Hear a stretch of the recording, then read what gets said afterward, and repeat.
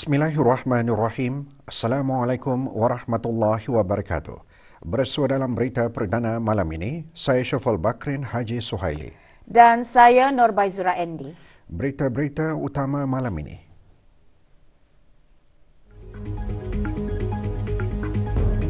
Bahan-bahan mudah alih dan praktikal, ciri yang perlu ada dalam bahan bantu mengajar yang baik.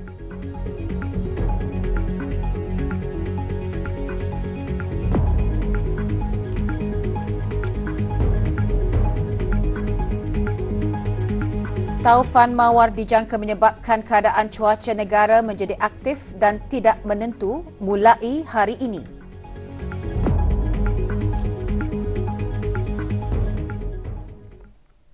Kementerian Kebudayaan Belia dan Sukan hari ini menerima sumbangan lebih RM41,000 daripada 7 buah agensi bagi tabung kemanusiaan gempa bumi Republik Turki dan Republik Arab Syria.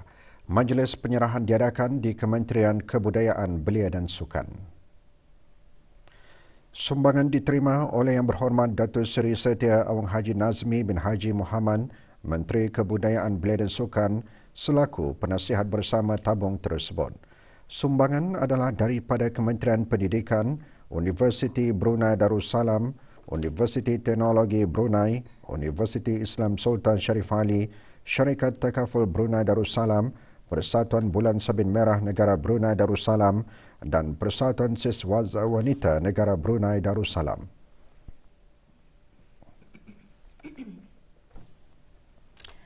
Bagi sama-sama membantu golongan yang memerlukan di negara ini, Tokong Cina Brunei Darussalam menyumbangkan derma kepada beberapa buah persatuan dan sekolah swasta Cina di negara ini. Majlis semalam berlangsung di Manggis Mall. Sumbangan disampaikan oleh Dayang Hajah Nur Ashikin binti Haji Johari, Setiausaha Tetap Kemasyarakatan Kementerian Kebudayaan Belia dan Sukan. Sumbangan juga diserahkan antaranya kepada Dana Pengeran Muda Mahkota Al-Muhtadibilah untuk anak-anak yatim, Pusat Ihsan Al-Amirah Al-Hajah Mariam dan Tabung Badan Kebajikan Kebangsaan Brunei. Juga hadir Ahli Majlis Mesyuarat Negara.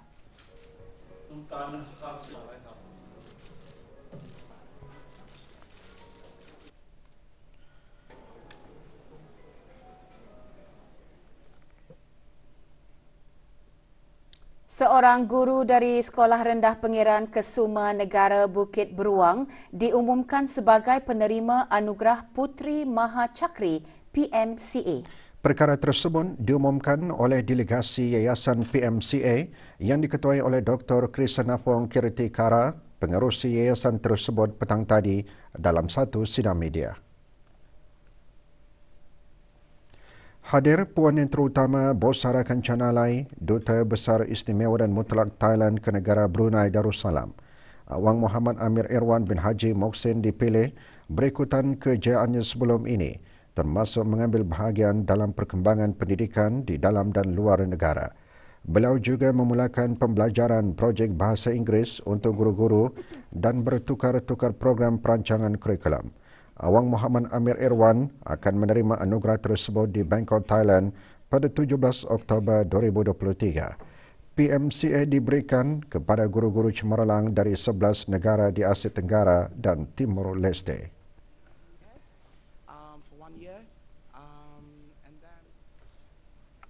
Ianya satu penghargaan. Sebelum ini menerima anugerah sebagai guru cemerlang bahasa Inggeris dan Anis kemudian 2023 ini menerima lagi satu anugerah di peringkat serantau regional. Ianya satu kata orang pun walaupun penghargaan pun satu tanggungjawab juga untuk lebih bekerja bersemangat.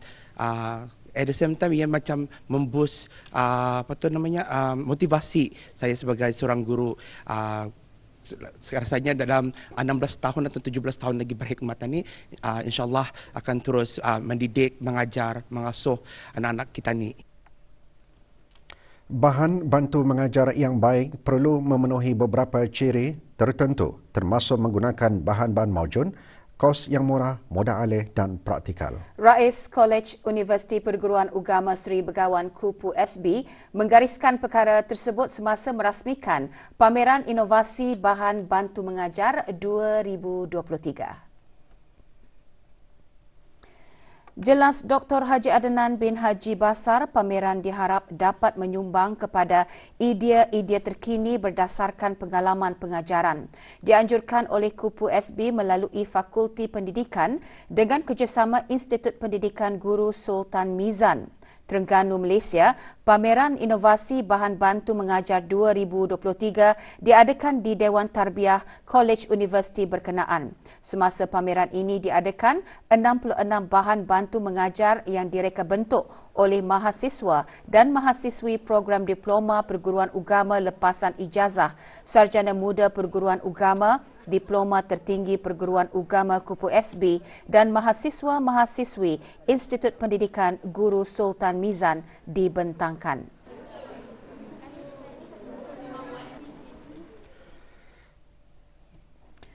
Pameran Inovasi Bahan Bantu Mengajar juga diisikan dengan diskusi inovasi bahan bantu mengajar, antaranya pembentangan bertajuk Aplikasi Teknologi Artificial Intelligence AI dalam pembelajaran dan pengajaran di bilik darjah. Pembentangan menekankan bahan bantu mengajar yang direka berbentuk teknologi AI itu tertumpu kepada mengajar menulis huruf-huruf Jawi atau hijaiyah secara khususnya bagi pelajar sekolah di samping memupuk minat pelajar untuk menyertai pembelajaran berkenaan.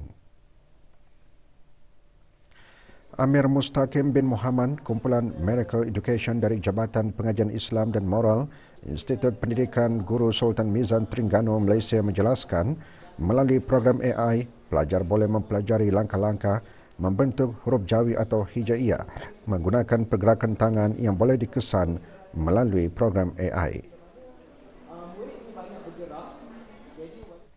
Artificial Intelligence ini merupakan satu teknologi yang barulah yang belum diperkenalkan dan sangat banyak manfaatnya.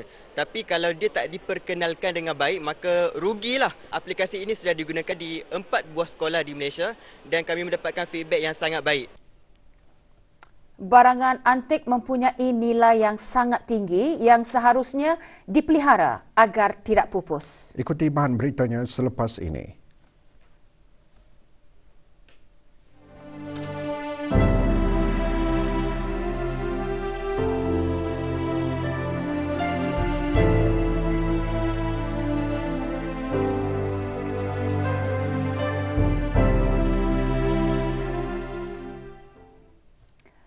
Negara Brunei Darussalam sekarang berada di penghujung fasa peralihan monsun dengan kesan angin tempatan mempengaruhi cuaca harian negara Brunei Darussalam.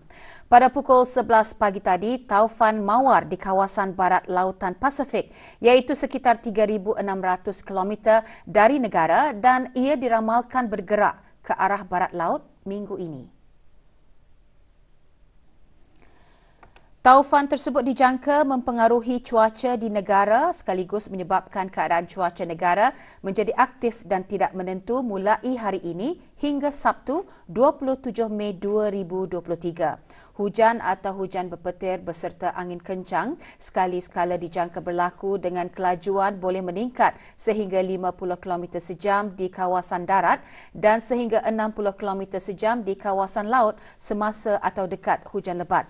Manakala di perairan Brunei, keadaan laut pada amnya berombak sedikit di antara paras 0.4 meter ke 1 meter.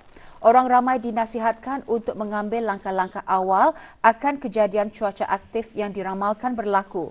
Terdapat risiko tinggi berlakunya pokok tumbang dan kemungkinan kejadian tanah susur semasa keadaan berangin dan hujan lebat. Risiko banjir kilat juga boleh berlaku terutamanya di kawasan-kawasan rendah dan mudah banjir serta di kawasan berdekatan tebing sungai semasa hujan lebat yang berterusan dan semasa kejadian air pasang.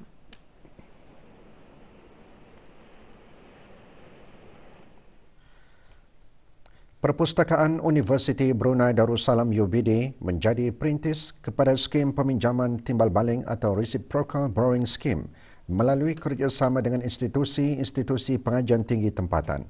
Melalui skem tersebut, pengguna boleh mengakses perkhidmatan perpustakaan yang ditawarkan dengan lebih mudah.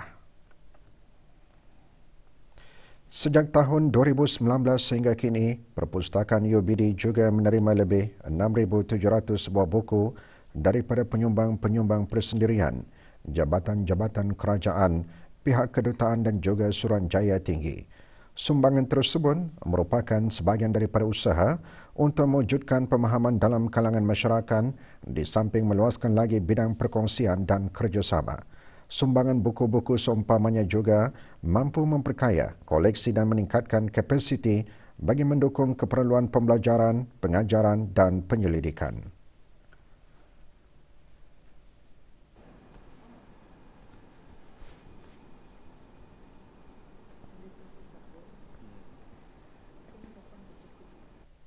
UBD Library sebenarnya juga mempunyai koleksi digital. Kita ni bukan saja mempunyai koleksi bahan cetak, kita ni juga ada mempunyai koleksi bukan cetak, iaitu seperti e-books, e-buku dan e-journals yang dilanggan di dalam database ataupun pengkalan data. Jadi yang bukan warga UBD boleh mendapatkan akses kepada semua koleksi digital ini dengan walk-in.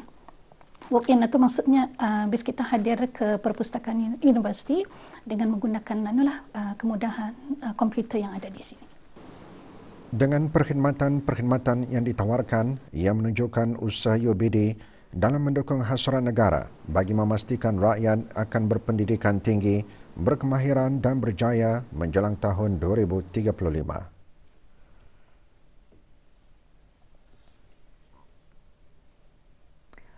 Memulakan hobi mengumpul barangan antik sejak tahun 70-an lagi, hobi tersebut menjadi kepentingan bagi peminat barangan antik ini bagi mengekalkan khazanah untuk generasi akan datang. Kita ikuti pendekatannya bersama Haji Azizi Ahmad.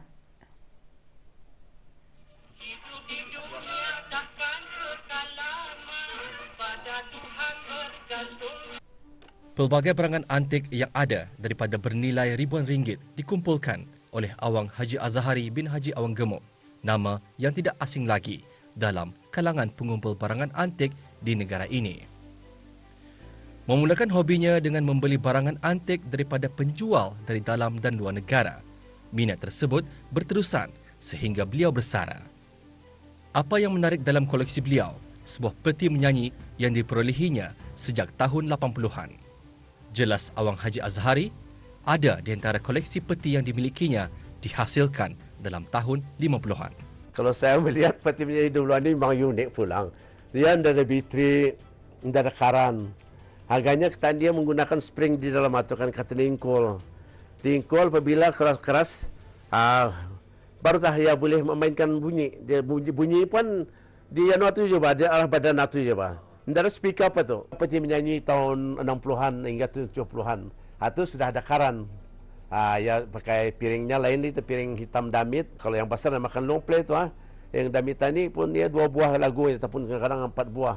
Kalau yang besar itu ada sampai 10 buah, 12 buah. Berkongsi minat yang sama, koleksi barang-barang antik yang dimiliki oleh Awang Haji Azhari turut menarik minat pengumpul barang antik yang lain di negara ini. Ada daripada mereka yang hanya ingin melihat sahaja barang antik yang mereka inginkan dan ada juga yang ingin membelinya koleksi barangan antik yang diminati. Sebenarnya untuk mengumpul barang-barang antik ini bukannya mudah terutama kita memerlukan modal yang besar lah. Kalau dulu mengkali indah juga, dulu murah, sekarang ini pun orang berjual mahal. Tapi ada yang baiknya lah kita mengumpulkan, kalaupun menyimpan, simpanlah dengan baik-baiknya. Untuk masa depan mungkin anak cucu kita akan datang juga akan mengetahui apa ini. Kalau kita masih lagi terdaya untuk berbelanja sendiri tanpa menjual barang-barang itu nanti. Barangan antik mempunyai nilai yang sangat tinggi. Malah, ia seharusnya terus dipelihara agar tidak pupus dan hilang begitu sahaja. Dengan koleksi-koleksi pengumpul barangan antik ini, ia membuktikan hobi tersebut dapat menjadikan seseorang itu sentiasa prihatin terhadap harta benda sama ada miliknya sendiri ataupun daripada pemberian orang lain. Laporan Haji Azizi Ahmad untuk Berita RTV.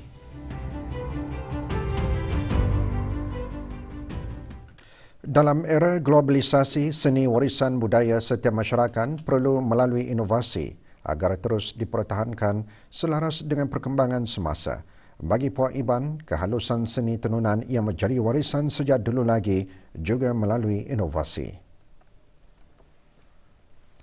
Seorang pengusaha tenunan dalam bidang tenunan masyarakat Iban mengakui untuk menyiapkan satu-satu tenunan bergantung kepada coraknya.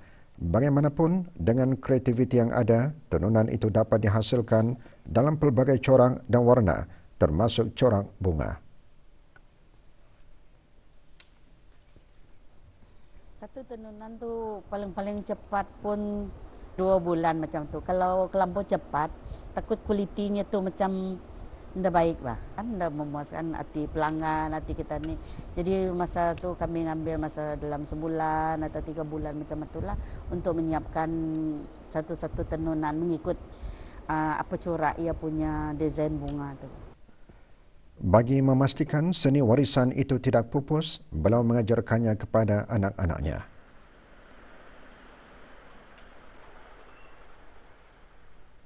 Kalau boleh macam masyarakat Iban tu, kalau yang ada yang pandai, jangan malu, bersaing dengan orang, menahankan kebudayaan diri sendiri. Jangan payah kita berjual untuk diri sendiri pun sudah syukur kan. Dengan inovasi dan kreativiti, seni warisan itu boleh menghasilkan tenunan yang menarik dan berkualiti.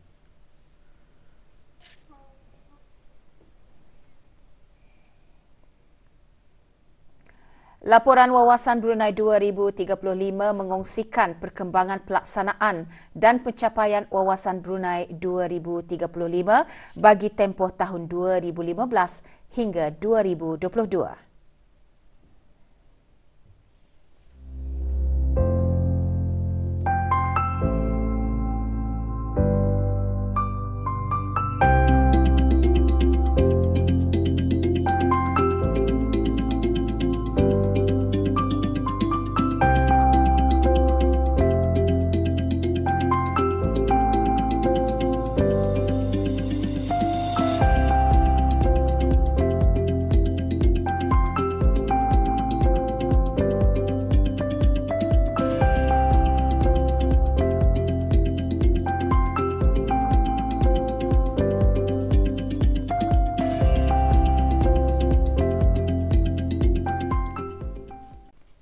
Perkembangan saingan bola sepak Liga Super Brunei 2023 membuka tirai laporan berita sukan malam ini. Kasuka FC menduduki tangga teratas Liga setelah berjaya meraih kemenangan keempat berturut-turut dengan menewaskan KBFC. Dalam perlawanan yang berlangsung di Padang dan Belapan, Kompleks Sukan Negara Hasnal Bolkiah Berakas, Kasuka FC jersey biru menang bergaya menewaskan KBFC 5-0. Dengan keputusan ini, Kasuka FC menduduki tangga teratas Liga dengan berkongsi 12 mata bersama Wijaya FC namun berbeza jaringan.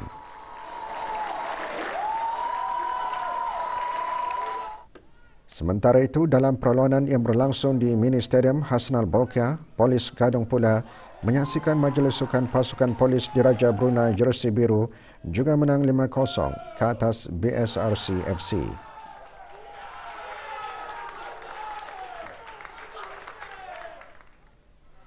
Dan dalam perlawanan di Padang, FABD Berakas pula menyaksikan Majlis Sukan Angkatan Bersenjata Diraja Brunei dan Aksi Bersatu berkongsi satu mata selepas kedua-dua pasukan terikat satu sama.